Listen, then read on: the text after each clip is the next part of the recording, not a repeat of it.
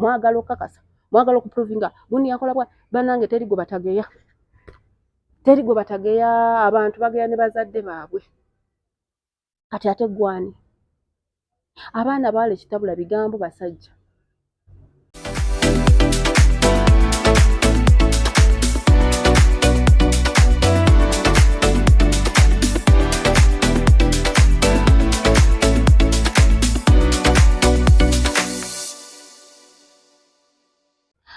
Mbaniriza nnyo ku YouTube channel yaffe Life Experience Uganda nange mwana mwala washa naava namatovu mwasibye mutya bassebo ne bannyabo mwebale okutulaba mwebale okubeera nga musubscribing abapya ate nga n'abakadde bannange musharinge tubeere part of us tubeere mu mboozi nga zino ate ng'era okubaweeza tusinzira n'okusiba back ekifo kiri ku Samarud gwe n'omunange eyeetaze ebyokulya n'ebyokunywa weebiri nnyo nnyini ddala ate nga ku Monday babeera ne pizza buy one get one ate nga munange seerabidde balina booza n'emmotoka bayire balina car wash sobola okujjawo kunootulawoko novaawo nga oli malidadi sana ate nga munange olunaku olwaleero ngenda kubanga tuwayawayamuuko ku mboozi ezitambula ezitrendinga eziriwo kati ku social media buli omu zaatunulire naye ng'ekisookera ddala tusooke tusiriikiremuko muganda waffe mukulu waffe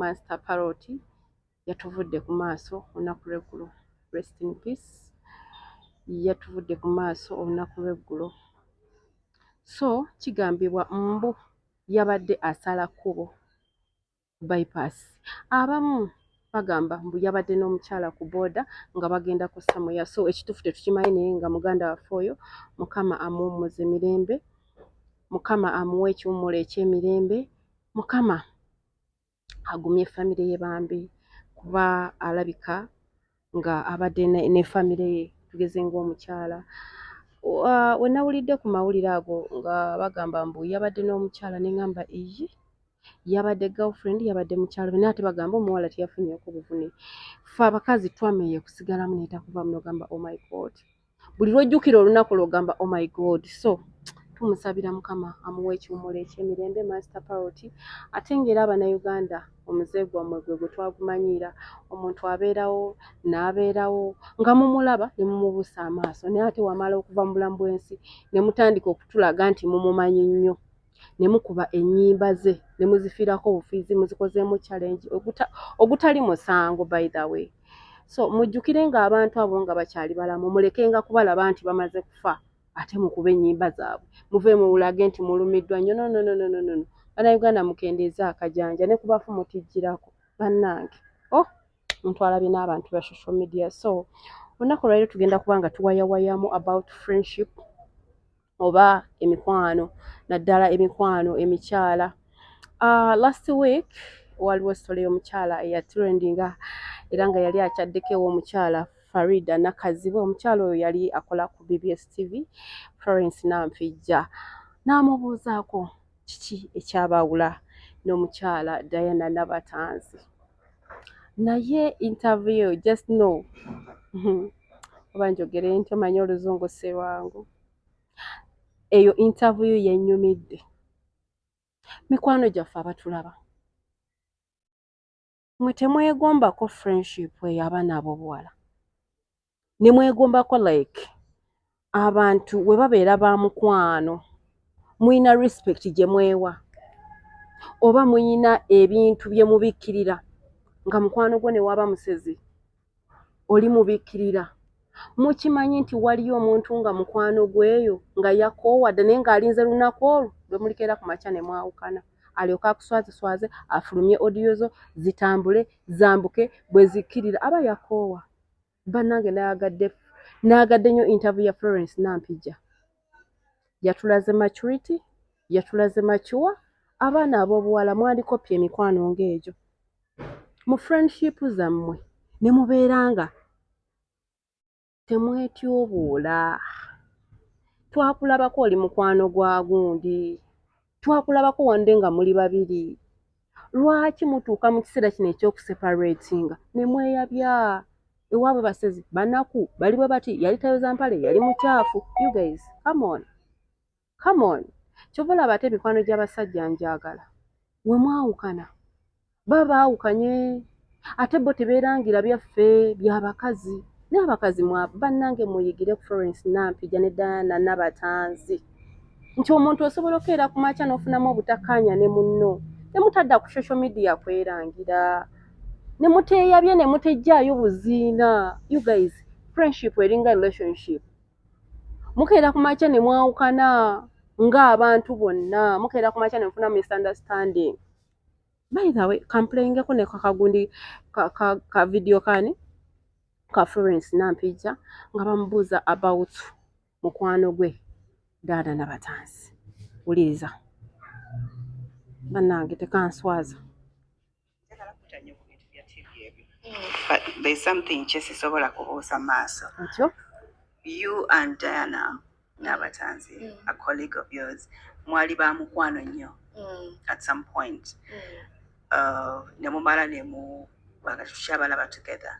And rumor had it mwayawukana mwafa mirimu. Either put station oba mu film, I don't know. Ne bagamba abamu nti mwafa musajja, I don't know. Oba omuyabba wamu, I don't know. Oba mwebba sente simanyi. So is it true you and Diana fell out? Yeah. Byebyo nno. So tetutuuse wali wannyonnyodde bannange nze siswala. Anyway, okubaddiramu ku bigambo ebyo. Omukyala oyo yavuddeyo n'atangaaza ensi. Bangi abaayogera tekyabaawula yali musajja. Florence Nampija atugambye si kituufu. Omusajja tabaawulanko na mukwano gwe. Naye ng'abantu bamufunamu obutakkaanya. Ne mu breaking up. Buli muntu yenna mu nsi asobola okufunamu obutakkaanya ne munne. Bannange, friendship tegenda kubeera awo nti ffe tugenda beera perfect, sigenda nyiiza naava, sigenda Lumi and Asha, you know. Era mutuuka ne mutabukamu. Naye ng'abantu abategeera, ng'abantu abakulu, ensonga zino muzihandolinze mutya? Obutadda ku social media kwerangira. Obutajja ku media kwerangira. War stories eziri mutambula right now. Ng'abantu abamu baali like nga bali tight. Essaawa zino nga bali mu kweyabuluza, bali mu kweyabya. Bajjayo ebyama audio zitambula eno n'eri n'ogamba naye ddala kiki kyo? Bannange tuwengako emyaka ekitiibwa, twava mu myaka egy'ekyana ekito. Bw'okeeranga ku makya n'ofunamu obutakkaanya ne mukwano gwo nga muwala. Ndi ku sayidi y'abaana abawala kuba ndi mukazi. Manya nti friendship yammwe naye eringa relationship. Buli kintu kyonna kikeera ne kifeyiringa. Tewali kintu kigenda tambulira ku museetwe paka. No. Relationship mubaamu misunderstanding, friendship mubaamu misunderstanding. Ate abawala ebisinga tutabula basajja kwegeya na kigambo. By the way, okwegeya waliwo okugeya bannange okutuufu n'okutali kulungi. Okwegeya mmere ya mwoyo, ffenna tugeya, mutugeya tubageya. Naye waliwo mukwano gwo nga gwo weesiga, gw'obulira ebyama byo, gw'ogamba nti bannange oyo gundi tasobola. Mukwano. Naye nga audio zo zonna nga bwe mubinyumiza wabiweereza. So tugezeeko okubeera nga tuyigira ku bantu. Kuba neewuunya omukyala Florence Nampija ne Diana Nabatanzi. Ba socialite. Bamanya. Naye we bafuna misunderstanding zaabwe lwaki tebajja mu mawulire kweyabya? Gwe lwaki andaba essaawa zino okeera ku makya okwabya omuntu kuba abadde mukwano gwe oyagala opuruvinga abantu? Why? Buli lw'olyagala okukakasa, buli lw'olyagala opuruvinga era bye bimu, ogenda kwonoona. Kuba nze sigenda kwesiga w'okwatidde audio n'oziwa abantu ze twayogera nga tuli babiri. Nze naakwesiga ntya nti okuuma ebyama? Bannange mubeereko n'emmizi. Mukwano gwe ne mwawukana emyaka ebiri. Ono n'agenda bibye n'oli n'agenda bibye ne musirikira buli omu gy'ali, sirikira buli omu gy'ali. Obusungu bwe buli baggwako muddemu. N'emikwano gyaffe mutuyiwa. Mubanga abeesunga olunaku lwe tulyawukana mufulumye audio. Mutuswaze, mutwanike obuziina bwonna. So si kirungi baana ab'obuwala. Mugezeeko mu bulamu bw'ensi tuyigira mu nsobi. Gezangako okuyigira mu nsobi z'oba olabye oba z'oba okoze. Ne bweba nti relationship oba bufumbo, ensobi ze wasooka okukola zino ogambe naye omusajja ono nali nnyomba nnyo, namuvumanga nnyo, saamuwanga kitiibwa, okyuse kinemesezza okubeera ku luggya, saagalayo naye kiki. Mu nsobi mwe tuyigira. Bannange tuyigire ku bintu ng'ebyo bye tulabako. Omuntu bw'okeeranga ku makya ne mufuna misunderstanding ne mukwano gwe, mukwano sirikaako gy'oli. Mugenda kwogera gundi yakoze bw'ati, gundi yakoze bw'ati. No. Tujja kuwuliriza ne tujja sseka tugambe no naye nze wande mukwano gwange yali mukwano gwange by the way. Nga ŋŋendako era wa mukwano gwange twali tugenda kukyala. Kati yali yamulaba ku social media ng'amwegomba bambi. N'aŋŋamba bannange tulina okugenda biki ffenna n'atuyita. Nze yamumulaga. Nagenda okulaba enkeera nga bali bati. Tebaali nti baali bombi wabula nga ku status tamuggyako.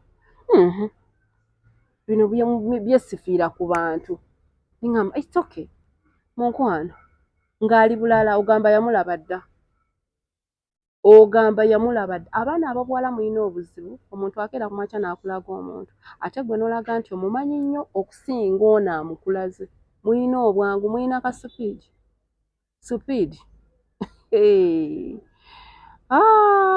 Bannange muyigire mu nsobi, ate tuyigire nnyo ku bantu. Nze friendship ya Dana Nabatanzi ne Florence Nampijja nagyagadde. Entabuka yaabwe ne mutabuka ne muddawo, abantu ne boogera kino ne boogera kiri, naye ng'ekituufu mmwe mukimanya, ate ne mala ne mwetereza ate ne muddawo, naye nga temuzzeeyo. Bannange si wano awantu wano wajja tulemesa abantu. Awantu wano wagenda tulemesa awantu. Mwagala okukakasa, mwagala okuprovinga gundi yakola bwa. Bannange teri gwe batageya, abantu bageya ne bazadde baabwe. Kati ate gwani? Abaana baala ekitabula bigambo basajja bigambo bye tutambuliramu. Naye mwesootinga musobola okukola ki? Okukimaliriza ne mutuula ng'abantu abakulu. Nze by the way nina moto yange. Bwe mbeera n'omuntu nanyiiza nga mukwano gwange muwala, ngezaako okutuula naye nendaba obwongo bwe. Naye bwe ndaba nga mpitiriddeko nsirika. Kati ate bwe nsirika olwo mba nkukyaye ne waba musajja. Bwe nsirika ne ŋŋamba kati kansirike, let me keep quiet. Mba nkutadde mukwano. Naye nga tugezeeko yigira mu nsobi, tugezeeko okubeera nga tukuuma emikwano, tugezeeko okubeera nti tetweyabya.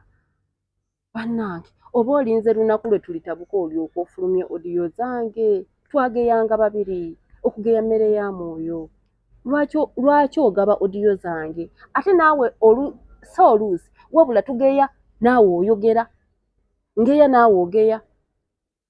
Sobola kuweza odiyo n'empereza esooka ey'okubiri nga gw'osirise no. Era naawe oba olina ky'oyongerezaako. So tugezeeko okubeera nga tukuma mikwano gyaffe. Tugezeeko okuba nti we tufunangamu obutakkaanya tuhandolinze tutya ensonga zino. You guys, tugezezzaako tutya okuhandolinga ensonga nga tezigenze wala. Tujje be twageya gundi wamugeya gundi ali bw'ati gundi ali bwa. My dear, ogezaako puluvinga abantu weza odiyo nga gundi bwe yageya gundi bwe yageya gundi. Bw'ogenda okuswala omanyi nabagamba okuva mu kyalo si kyangu, okuva mu kyalo kyangu naye okuvaamu ekyalo si kyangu. Ate abantu abamu media bagizzeemu bukulu, ekyo kyo si kirumamu. Amaalo mangi. Kati no tuvuddeyo eyo. Olunaku olwali lwakumeka lwali lwakumeka weekend eno, omukyala Karo Kasiita abangi mwamudisappointinze, abayimbi mbu ne ex-boyfriend. Naye kituufu Fefe Busi beyagala n'omwana oyo. I'm not sure. Mbu yamudisappointinze n'atagenda. Naye maama abayimbi babadde wa Kasiita. Kati Kapeke mukazi wo bwe yanoba, maama yakulekera mpale oba ogenda kudduka n'ogula empale z'abakazi n'ozitwambalira n'ojja ku stage. Kapeke show wagyetisse. No kwegamba wayagadde kamera we kwegamba kye tugenda obeerako twogere. Kapeke n'alyoka ayambala gisitini ya mukazi we. Kapeke watuswazizza nnyo ewaka ne mu kibira. Abasajja temukyayambala ndaweya, mwambala gisitini z'abakyala bamwe. Omukazi alabika yanoba n'agimulekera. Maama sige kabadde akapinki kali kati. Naye Kapeke naye abayimbi baano mutuswaziza waka ne mu kibira, mugezezzaako okukola ekyamaanyi okuswaza bwe tubeera ku life experience Uganda. Ate ng'okuweereza sinzira nokusiba baka ekifo kiri ku Samaadu gweno munnange yeetaze ebyokulya n'ebyokunywa weebirinnyo nnyini ddala ate nga booza n'emmotoka ate gwe yeetaze pizza Monday babeera nayo buy one get one eba nayo abwere emitwalo 3 nga weerira kapiza ng'owoomerwa ate nga munnange atuteekamu omusimbi omukyala Navas Beauty wali eri e Makindye ku New York munoonyeeko gw'olina mbaga olina kuhingira olina kwanjula olina birthday baby shower ogenda autu oyina ki kwegamba bingi ebiri mu Navas Beauty kuteekako wig kuteekako bukowekowe makeup omulungi balina customer care bambi banoonyeeko wali eri e Makindye ate ng'ennamba zaabwe ez'essimu ziri awo ku screen yo banoonyeeko bwentyo bwembeera nno bagamba ebyuma bigwa byokya mubeere bulungi bye bye.